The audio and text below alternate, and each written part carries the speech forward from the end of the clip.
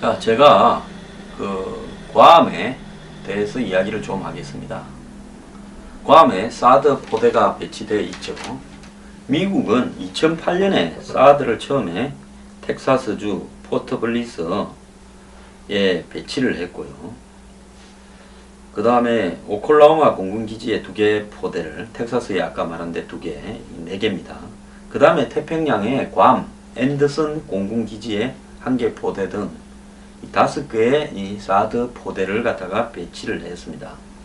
자, 괌에 사드가 배치된 것은 2013년입니다. 당시 미군은 이 북한의 중거리 미사일, 그러니까 3,4,000km를 날아오는 무수단에 대응하기 위해서 사드를 일시적으로 배치를 하기로 한 겁니다. 그때 이제 북한이 무수단 미사일을 막 떠들어댔죠. 하지만 북한의 이 무수단 미사일이 이제 현실화되면서 현실적인 위협으로 등장하면서 영구 배치를 결정했는데요. 사드의 영구 배치를 위해 미군은 2015년 6월에 주민들을 대상으로 사드 설명회를 개최하고 환경평가 보고서 초안도 공개했습니다. 이미 2009년에 작성된 괌 사드 포대 환경 영향평가 결과 보고서에는 사드 레이더 전자파의 유해 거리가 포함되었고요. 여기에 영상지대로 포대 위치는 물론 공기와 수질 오염 범위, 식물 종별 피해 규모까지 공개되었습니다. 현재 미군은 사드의 영구 배치를 위해 괌 주민의 의견까지 더해 최종 보고서를 작성 중인데요. 우리나라는 처음부터 이 사드 배치한다라는 여부부터 보완, 그 지역도 보완하게 되면서 여러 가지를 갖다가 공연히 시시하다 보니까 지금 온갖 유해성, 안전성 등의 시비를 놓고 있습니다. 그리고 전략적 모호성 운운하면서 한마디로 NCDC, 즉 사드에 대해서는 쓰리노다, 요청, 협의, 결정 모두 없다라고 이야기를 하다가 이렇게 결정을 하고 또 위치도 오락가락 하니까 지금 힘 약한 군이, 우리가 인구도 제일 작고 군세도 약하고 참외나 재배해서 먹고 사니까 우리 괴롭히는 거 아니냐, 이참에 떼거지로 좀 몰려가서 한번 들어눕겠다. 그러다 보면 정부가 우리를 위해서 뭐 좀 해주는 것도 많겠지. 이런 게 아니겠습니까? 그러다 보니까 이제 뭔 이야기까지 나왔습니까? 국방부 장관이 나서서 사드 배치 때 레이더 앞에서 내 몸으로 시험을 하겠다.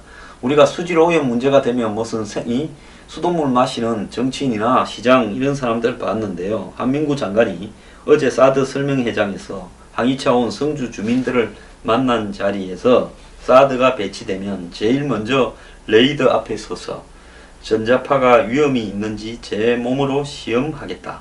그는 사드 포대가 가까운 곳에 주택을 구입할 용의가 있느냐 하니까 용의도 있다라고 했습니다. 자, 우리도 지금 국내에 여러 곳에 있어요. 사드 레이더와 비슷한 레이더를 운영하고 있는데 그로 인한 피해는 없다. 그래서 여러분들이 걱정하시는 것과 관련해 요구하는 것이 있으리라 본다면서 범정부 차원에서 해결하도록 노력하겠다까지 이야기를 했습니다. 그는 전자파가 안전거리 100km 밖에서는 인체에 영향을 주지 않는다고 합니다. 현재 사드 포대가 배치될 지역은 성주읍에서 3km 밖이라고 이야기를 하고 있습니다. 평지죠. 성주 읍까지의 직선 거리가 1.5km입니다. 킬로로 따지면 3km고요. 이동. 그 정도면 전자파에서 안전하다, 이렇게 이야기했는데요. 자, 이야기가 아니라 입증을 정부가 할 겁니다. 해야 되고요. 그 다음에 이 100m 안에는 아예 그냥 누구도 못 들어가게 하죠. 통제구역이죠. 레이더 전방의 100m는요. 그리고 이 구역은 아예 그냥 출입금지 구역입니다. 자, 그러니까 이 인원 통제구역은 부대 내부에 어떤 영역이 있기 때문에 주민들이 거기에 들어갈 이유가 없죠. 간첩 아니면 없을 겁니다. 그 다음에 통제 인원 출입 제한 구역은요, 레이더 전방 3.6km에 높이 315m 이상의 시설물 위에 거주하는 사람입니다. 그러니까 400m 산에서 5도 각도로 이렇게 쌓았을 때 한마디로 이 315m 높이 위에, 더 위에 있는 사람인데요. 그 사드 포대가 있는 고도가, 미사일 부대 고도가 400이니까 실질적으로는 한 700m 위에 있는 사람만이, 거기서 거주하고 일하고 하는 사람만이 이 레이더가 위로 쏘니까 레이더에 영향이 들어갈 수 있고, 그 밑으로는 아무 문제가 없다라는 겁니다. 레이더 전자파가 이래 다니는 게 아니지 않습니까? 자, 그리고 이제 전방 2.4km의 공중 공간에는 비행기가 운행되어서는 안 되고요.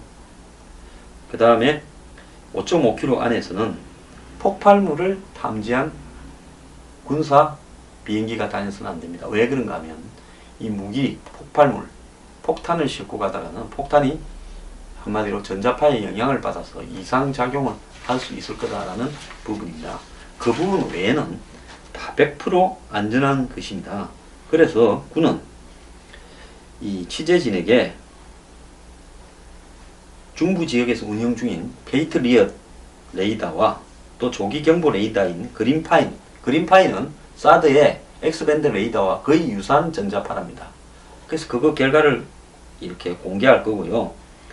또 비슷한 유행의 사드 레이더의 어떤 부분에 대한 문제를 갖다가 불식시키기 위해서 여기에 있는 괌 기지를 공개하겠다고 하는 것입니다. 자, 페이트리엇 미사일 레이더도 안전거리 120m 밖에서는 전자파가 국제보건기구 안전기준의 100분의 1 이하다는 겁니다. 자, 스마트폰의 전자파가요, 그 이상 나올 겁니다. 그래서 100m 밖에서는 이 사드 이 전자파 레이더 쏘는 데 벗어난 사람은 완전히 안전하다라고 이야기가 됩니다. 그래서 이 100m 바깥은 최저 각도로 전자파를 쏴도 사람이 직접 전자파에 맞지 않는다는 겁니다. 자, 5도로 쏴도요, 100m 밖에 가면 사람 머리에 훨씬 높은 곳으로 전자파가 지난다는 겁니다. 자, 그래서 직선 거리가 1.5km쯤 되는 부분에서는 전혀 이상이 없다라는 부분입니다. 북한의 핵미사일을 40km 고도 위에서 쏴서 이렇게 했을 때 방사능이 떨어지지 않겠냐 하는데, 지금 기술적으로 검토된 바에 의하면 그 핵미사일이 사드 미사일에 맞아서 터졌을 때 지상 40km 위에서, 최소 40km죠. 최고 150km까지. 지상에는 영향이 없다라고 이야기를 하고 있습니다. 그걸 지적하는 사람은요, 그러면 핵을 땅에서 막는 게 낫겠습니까? 40km 위에서 격추시키는 게 낫겠습니까? 그걸 이야기하는 사람은 저는 미친놈이라고 봅니다. 자, 그러면 오늘 제가 이야기하려고 하는 것은요, 괌 미군 기지에 배치되어 있는 이 사드 문제입니다. 자, 이 괌이요, 한 550 평방킬로미터입니다. 그래서 제주도가 한 1800이니까 제주도의 3분의 1이고, 거제도보다는 좀 큰 섬인데요, 거주하는 국민들은 거주하는 도민들 숫자는 16만 명입니다. 근데 괌에 사람이 다 많이 사는 게 아니라요, 아가나라고 해서 이 수도격인 여기에 사람이 많이 삽니다. 그 투문이라고 여기 쭉 있죠. 투문만. 여러분들이 뭐 PIC니 하얏트니 주요 호텔들, 그 다음에 쇼핑, 특히 면세점 DFC로 유명하지 않습니까? 그게 다 여기입니다. 비행기가 여기 내립니다. 자, 그러면 괌의 중심과 비행장, 주요 관광 가면 괌에서 다니는 데가 대부분 여기입니다. 뭐 이 밑으로는 대부분 가는 사람이 거의 없어요. 여기 해군기지가 밑에 있고 그러는데, 여기 공군기지입니다. 앤더슨 기지죠. 자, 그러면 사드가 어디 있느냐? 여기 있습니다. 이 사드 기지가 여기서 북한 쪽으로 이렇게 보고 있겠죠, 레이더가. 그렇기 때문에 여기 앞에가 유명한 해수욕장 겸 이 괌의 이 여러가지 야생동물 보호구역입니다. 자, 그래서 사람들이 여기에 이 놀러 가기도 합니다. 그렇기 때문에 이 괌에 여러분들이 가서 이렇게 움직이는 이 부분이요, 솔직히 말하면 이렇게 사드 기지로부터 먼 데가 아닙니다. 불과 제가 봤을 때 한 10km 정도의 안 되는 거리에서 여러분들이 관광도 하고 먹고 놀고 있습니다. 근데 지금까지 일본 사람이 한 82만 명 1년에, 한국 사람이 한 13, 4만 명 간다는데요. 괌에 가신 분들 중에서 이렇게 사드 레이더 때문에 우려된다, 걱정된다 한 분들 아무 생각도 없이 해수욕장에 잘 놀았고 갔다 오신 뒤에 몸이 불편한 적이 있습니까? 여기에 있는 이 야생동물 보호구역인 리디티안 비치, 인적이 드물고요. 환경 보존이 잘 되어 있고 물이 깨끗하고, 이 괌이 특히 이렇게 괌 주변에 있는 기류가 여러 외부에서 날라오는 이런 어떤 오염된 부분을 갖다가 항상 없애버리고, 그렇기 때문에 괌이 공기가 굉장히 깨끗한 지역으로 지금 나오고 있는데요. 여기 리디티안 비치가 한국 관광객들이 자주 가는, 가면 거의 한국 사람밖에 없대요. 호젓하고 아주 깨끗하기 때문에 자주 갑니다. 미군 기지가 있기 때문에 오후만 너댓시 되면 나가라고 그럴 거예요. 이렇게 해가지고 여기 들어갑니다. 해변길을 통해가. 여기가 2.5km입니다. 여기서 여기까지 가요. 그럼 괌에 사드 레이더 바로 앞에서요. 해수욕도 하고 뭐 거기서 여러가지 휴식도 즐기고 합니다. 도대체 사드 X밴드 레이더가 무슨 문제가 있다라고 지적을 하고 싶은 겁니까? 잘 아시다시피요, 괌은 메리나 제도에 속한 차모로족이 살던 지역인데, 스페인 마젤란 등이 점령을 해서 스페인 유족들이 많이 있습니다. 지금 괌에 가면. 그리고 미국하고 스페인이 그 전쟁을 했지 않습니까? 19세기 말에요. 그래 전쟁을 해가지고 이 괌도 미국이 뺏어서 그때 이후부터 미국이 보유하고 있고요. 1941년에 일본이 괌을 점령했죠. 그래서 일본 사람은 아직도 괌이 자기들 영토다 착각을 하는 사람도 있습니다. 심정적으로요. 그러다 미국이 44년에 다시 뺏어서 그때 이후로 이렇게 공군, 해군 기지로 쓰고 있고 관광지로 또 유명한 지역입니다. 자, 그러기 때문에요. 우리가 이 괌 기지를 이번에 개방을 하겠다, 기자들한테 알리겠다라고 한 부분을 보면요. 이 지금 사드 전자파 유해성이 얼마나 웃기는 이야기인가 하는 것이 여실히 드러납니다. 오마이뉴스에 보면요.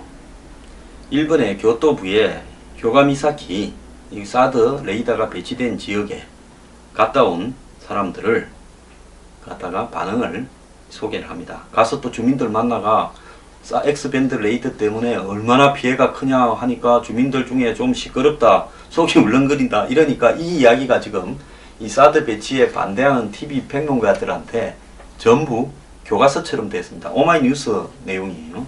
이 글을 쓰신 분은 아마 이 미군 기지 건설을 반대하는 한국과 일본의 연대 모임에 있는 분들이 일본에서 이제 집회를 했는데 거기 참가했다가 X밴드 레이더가 있는 이 지역에 한번 가보자 해서 같이들 가서 이 본 모양입니다. 교가미사키는요, 일본 교토에서 북쪽으로 160km, 그러니까 교토가 일본 남쪽에 태평양 쪽으로 있으면 한국 동해 쪽으로 160km가 있는 북쪽에 있는 데입니다. 자, 동해와 접해 있는데요. 그러니까 북한을 향해서 겨냥한 거 아니겠습니까? 중국도 겨냥했겠죠. 원래 미군이 점령했다가 반환한 후에 58년에 항공자위대 레이더 기지로 썼다고 합니다. 기지에는 군인 9명, 경비원 66명, 레이시온, 이거 미사일이나 레이더죠. 레이더 회사, 레이시온 기술자 31명, 보잉사 미사일 방어 내셔널 팀 17명, 그 다음에 노무계약 종업원 7명 등 130명이 있습니다. 한국에 배치된다면 한국은 포대까지 같이 오기 때문에 일본 기지 인원보다 한 2배가 될 거다. 포대가 있기 때문에 한국에는 군인도 한 150명쯤 올 거라고, 미군이 150명 이상이 올 거라고 지금 예측이 되죠. 기지 규모는 3.6헥타르 만평이라고 합니다. 생각보다 기지가 좀 작다 했더니 옆에 뭐 계속 확대되고 있다 이렇게 이야기하더라고요. 어쨌든 기지도 별로 크지도 않다는 겁니다.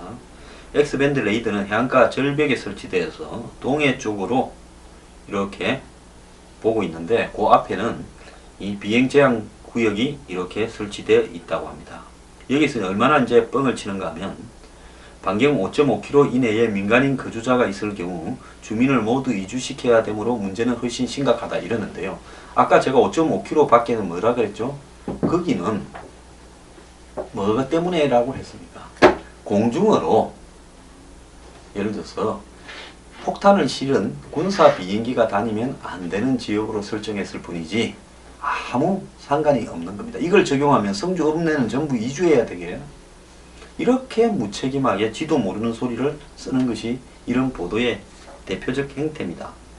자, 전자파와 관련해서 100m만 조심하면 된다라는 겁니다.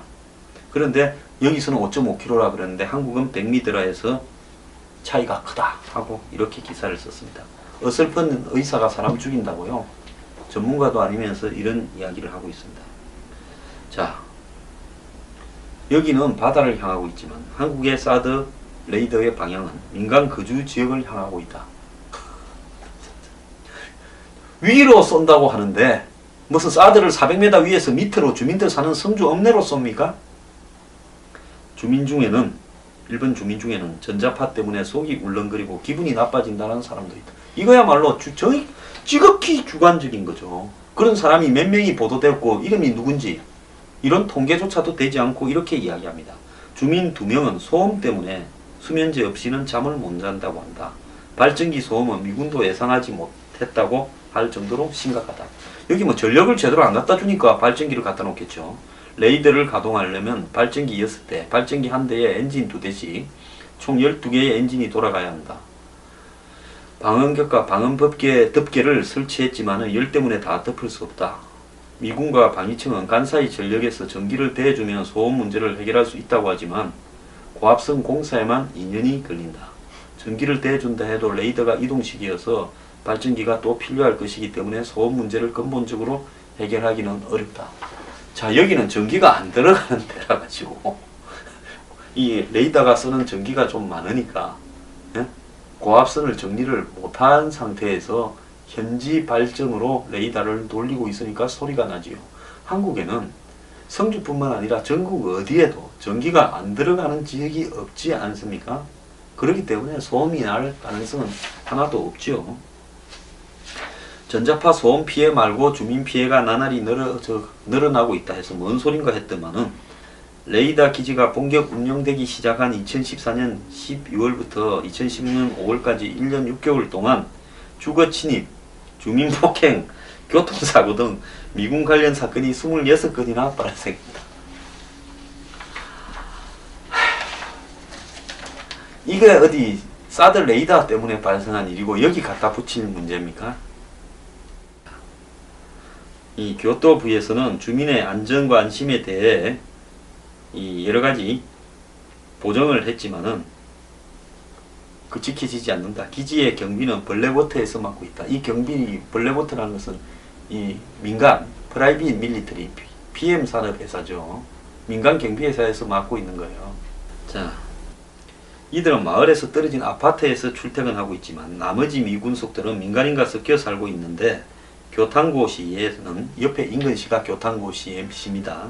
이들의 정확한 거주지조차 파악하지 못하고 있다. 아니 미군이 무슨 좀비입니까? 에이즈 환자입니까? 메르스 환자입니까? 미군이나 미군속이요. 그 사람이 어디 사는가를 주소지 따지 파악해서 감시해야 됩니까?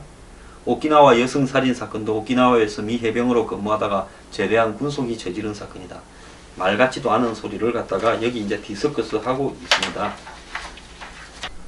그러면서 이제 앞으로 일본이 아마 방위상이 이야기했을 모양입니다. 사드 요격미사일, SM-3 요격미사일 등을 가져와서 일본의 그 군부대에 배치를 하고 이지삼에도 배치를 할 모양입니다. 그래서 한국 동해에 접한 일본 중서부 해안은 미일 간의 미사일 방어의 중심지가 될 가능성이 크다. 이렇게 이야기했고요. 이 교가미사키 X밴드 레이더 기지는 괌, 하와이, 미국 서해안으로 향하는 북한과 중국의 중장거리 탄도미사일을 단지 추적하기 위한 최적의 장소다. 그래서 여기 두고 있다. 그래서 한국의 사드 배치는 결국은 이 중국이라고 말을 못하니까 북한을 내세웠다고 저것끼리 이렇게 좀 추정을 하고요. 그 다음에 거기에 가짜 진짜 미사일들이 섞여 있기 때문에 그걸 판별해서 이렇게 조기에 대응하기에는 한국의 사드 기지가 매우 중요하다. 초기에 식별할 수 있는 근거가 된다. 이렇게 이야기를 하고 자기들끼리 평화운동을 하는 사람끼리 연대해서 한일에 배치된 사드 포대를 막아보겠다. 이런 소리로 끝을 맺었습니다. 자, 일본의 좌파, 그 다음에 한국의 좌파들이 연대해갖고 이딴 이야기를 하는데요. TV에 나온 사람들이 이런 거 읽어보고 마음대로 떠들고 있습니다. 자, 사드 배치. 오늘 제가 괌 말씀드렸지 않습니까? 괌의 사드 포대 2.5km 밑에가 야생동물 보호구역이고 천정 리디티안이라는 해변이라서 한국 관광객들이 여기 가면 신혼여행 가면 대부분이 가면 한국 사람밖에 없다는 거예요.